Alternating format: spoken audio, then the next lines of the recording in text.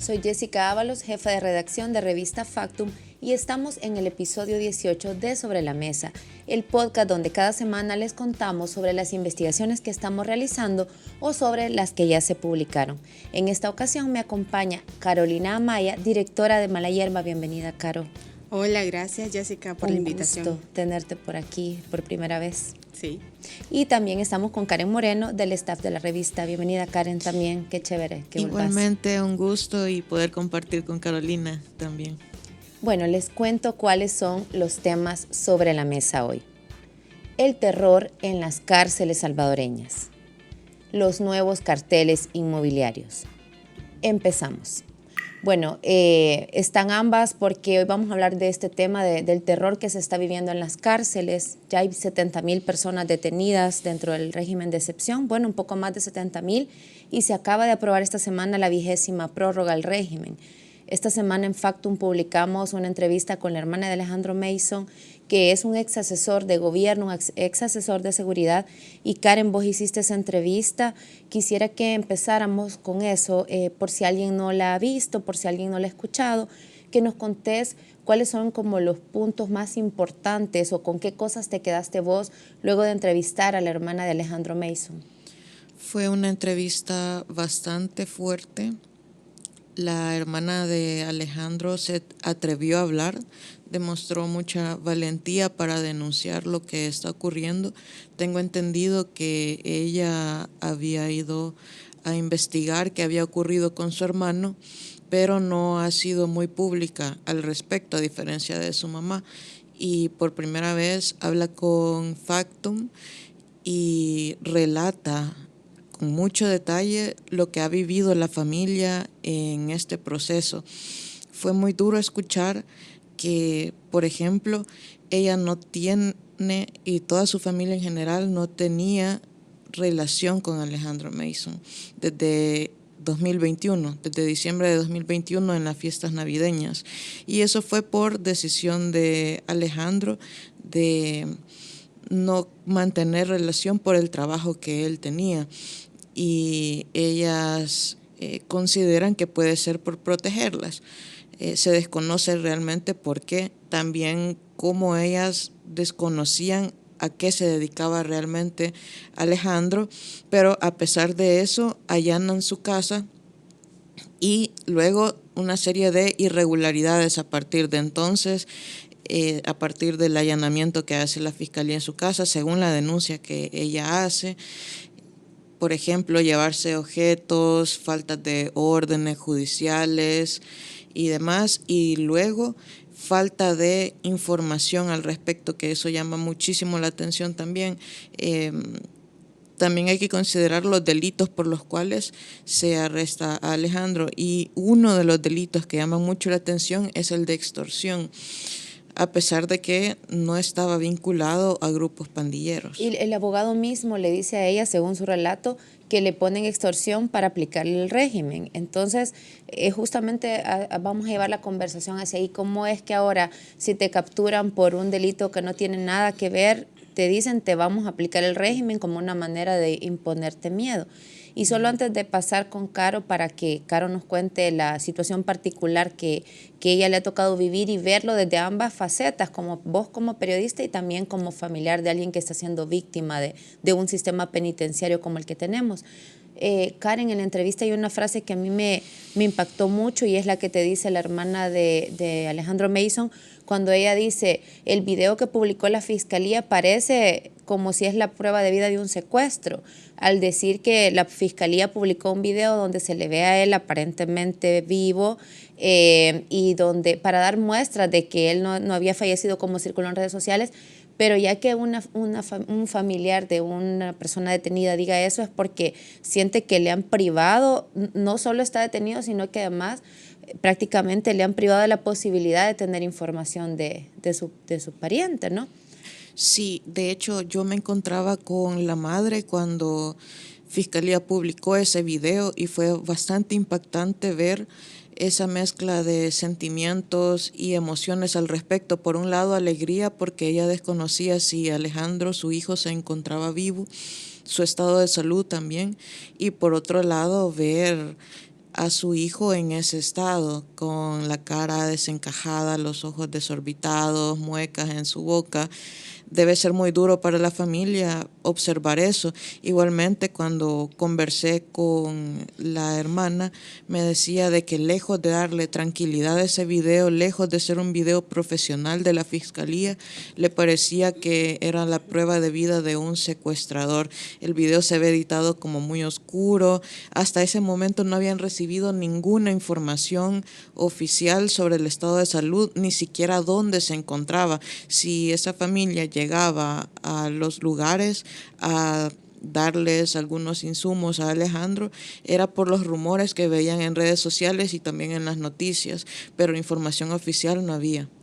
Caro, vos estás viviendo esta situación del régimen de excepción, como lo decíamos antes, desde dos aristas, desde dos lugares, ¿no? Uno es como periodista de investigación que está siguiendo lo que está pasando, pero otro muy particularmente porque a vos te ha tocado dentro de tu familia esto que ha pasado con el régimen. Para quienes no conocen de qué se trata, ¿pudieras contarnos un poco por qué te ha tocado vivirlo directamente? Bueno, sí, ya hace poco, quizás como desde finales de septiembre, hice público la captura de mi padre y también fue bajo el régimen de excepción. Eso ocurrió el 28 de febrero de este año y desde entonces no sé nada de él, pues justo que veía la entrevista que hizo Karen, y me llenó de un montón de emociones porque a diferencia de ella, pues por lo menos yo he tenido un poquito más de información, digamos, por lo menos al momento de llevar la canasta al centro penitenciario, de darnos cuenta que por lo menos lo han movido, ¿verdad? En cambio ella decía que no sabía nada de eso y eso me parece demasiado impactante porque es lo único que tenemos de información, digamos, de cierta forma oficial, ¿verdad? Que ellos se mantienen en el centro penitenciario y es triste porque te toca estar viendo como estos listados que publica Movir de personas que han muerto bajo el régimen todas las noches para ver si no está tu ser querido ahí. Entonces, la captura de mi padre ha simbolizado pues todo eso, ¿verdad? El estar más pendiente de esta coyuntura, pero también vivirla, porque es triste el estar investigando lo que le ha ocurrido a tu padre, pues. Debe ser muy lamentable, lamento escuchar eso, pero también debe ser muy difícil ese doble papel, ¿no? De estar desde afuera registrando la violación a derechos humanos, pero a la vez vivir eso y la presión que debe sentirse y la incertidumbre y de alguna manera sentir todavía más empatía por las familias que están viviendo eso. Sí, justo la semana pasada vi un proyecto periodístico muy bueno que hicieron unos colegas de Nicaragua en donde reflejaban el antes y una simulación de cómo podría ser una persona presa, ¿verdad? Entonces, ese tipo de proyectos te mueven mucho las emociones porque te empezás a imaginar muchas cosas. Yo lo decía recién, o sea, me cuesta ver titulares sobre hombres violados, sobre hombres que tienen que comer sus alimentos en el suelo, entre las heces, de hombres y mujeres también que tienen enfermedades o que están siendo, masacrados pues adentro de las cárceles. Pero al día de hoy, Caro, entonces a vos te toca imaginar cómo está tu padre. No es que hayas logrado verlo, al menos en una audiencia, o que el abogado que está llevando el caso te diga, sí, mire, él no ha bajado de peso, está comiendo, tiene salud. O sea, a vos te toca suponer o presumir que tu papá está bien. Pues fíjate que en las primeras audiencias todavía lo trasladaban al momento, ¿verdad?, del proceso. Y ahí vimos en el primer mes, por lo menos, que ya había bajado drásticamente de peso y estaba muy deprimido, ¿verdad? Luego ya no lo siguieron llevando y fue más difícil. Recién la semana pasada me hablaban porque hay información de su estado de salud que está muy mal. Entonces empezamos a ver con los abogados que me están acompañando a solicitar por lo menos un estudio de salud de medicina legal y ya lo aprobó el juez, pero como medicina legal está llena pues de tantos casos. No sabemos si lo van a hacer en el tiempo idóneo o van a esperar a que se muera, ¿verdad? Para ver qué es lo que le está pasando.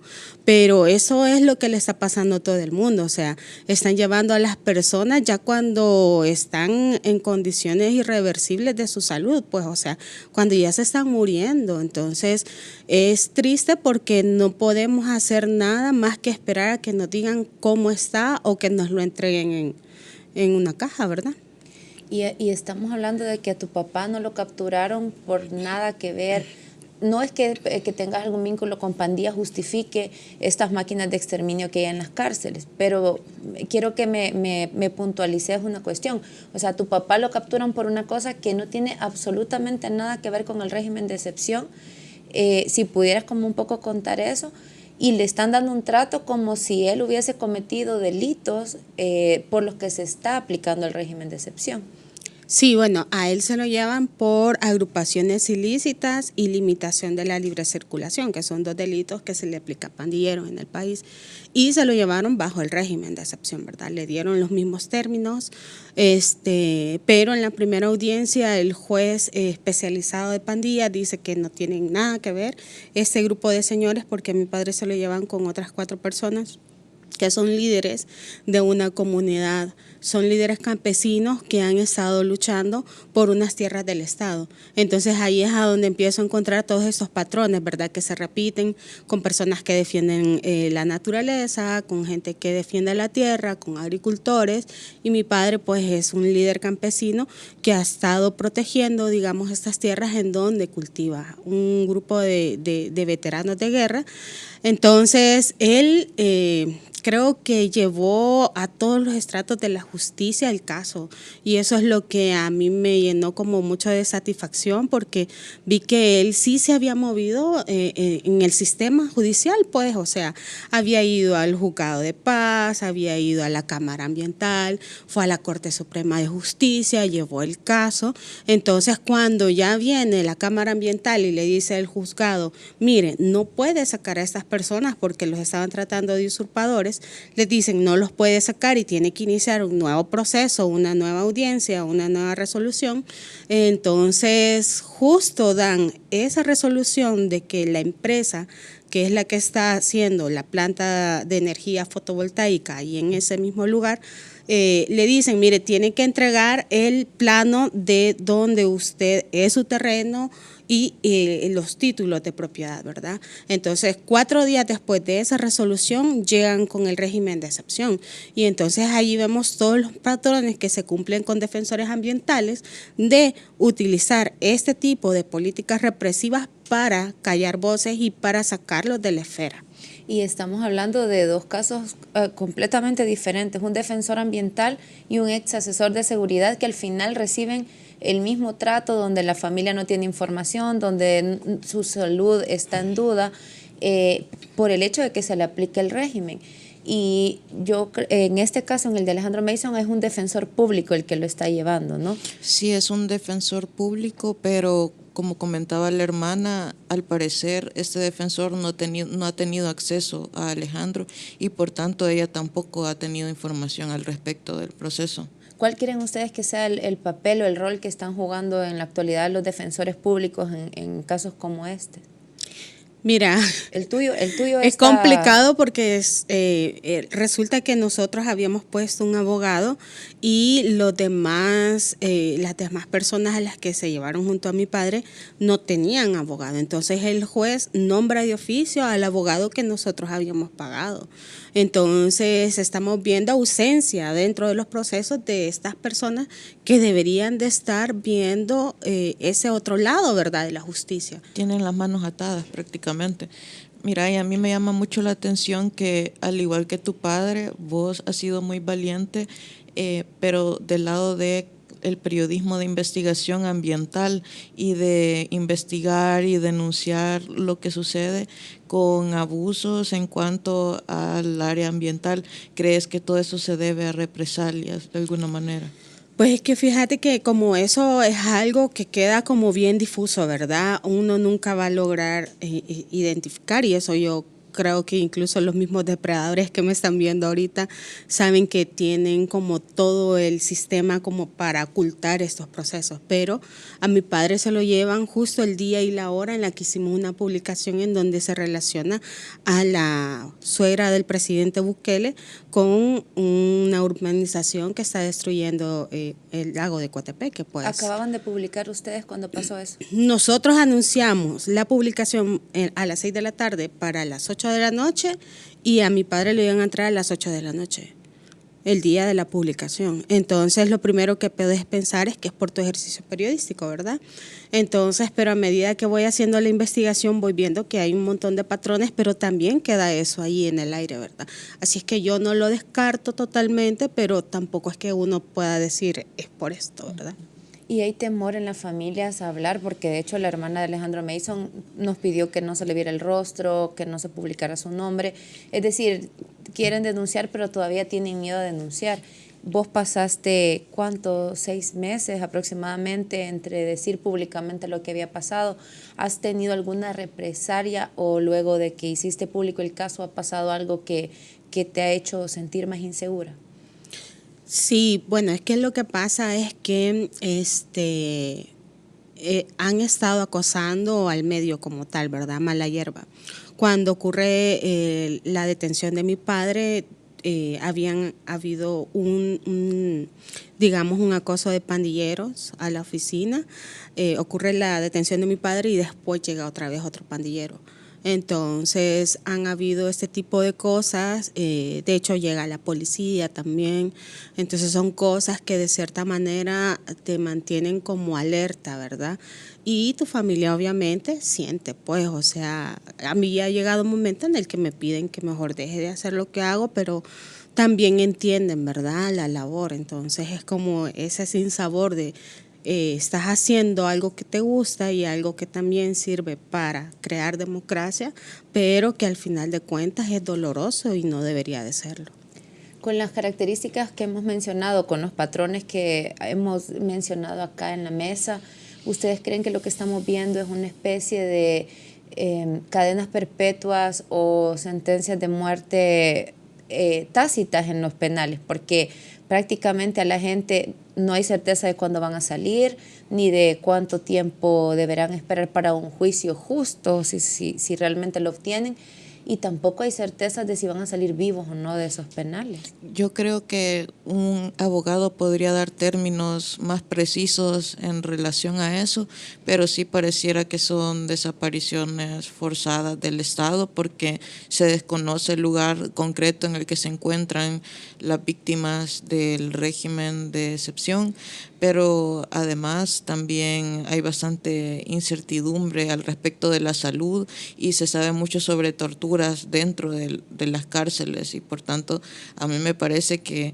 bueno, desde el momento en el que el presidente dice esta persona es culpable por medio de Twitter ya la está condenando, algo que solo debía hacerlo un juez y luego ver cómo ningún abogado es capaz de hacer nada al respecto para defender a las personas y las investigaciones que tienen que hacer las propias familias. A mí me parece que es eso, que puede ser una condena previa, pero además una condena de muerte. Hemos visto, no recuerdo la cifra precisa, pero ya van saliendo varias personas con muestras de torturas que han fallecido a manos del Estado. Casi 100 muertes. Uh-huh. Sí, no, y lo triste es que las personas que tienen que afrontar una detención también tienen que verse con el hecho que los abogados te preguntan, mire, y es por el régimen, porque ya los abogados están siendo fichados, pues a los que defienden a las personas que